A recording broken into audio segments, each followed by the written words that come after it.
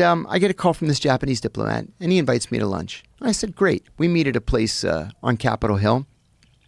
And I remember that lunch very well. I remember we talked about Israeli elections, we talked about Turkish elections, and we talked about the Arab-Israeli peace process. And at the end of the lunch, he says to me, and I should add, his English was so bad that we had to do the lunch in Arabic. So he said, what's next for you? And I said, well, I think I'm going to resign soon. I promised Senator Kerry I'd give him 2 years. It's been 2.5. I have 5 kids, and I really need to make some money and put my kids through college. And he goes, oh, no, don't do that. If you give me information, I can give you money.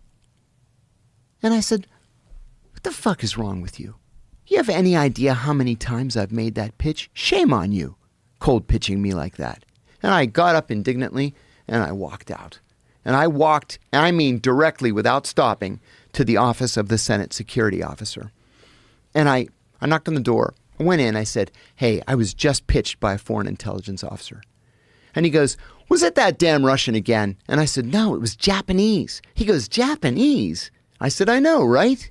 He goes, well, no, sometimes they poke around looking for trade information. I said, this didn't have anything to do with trade information. I don't think. I don't know.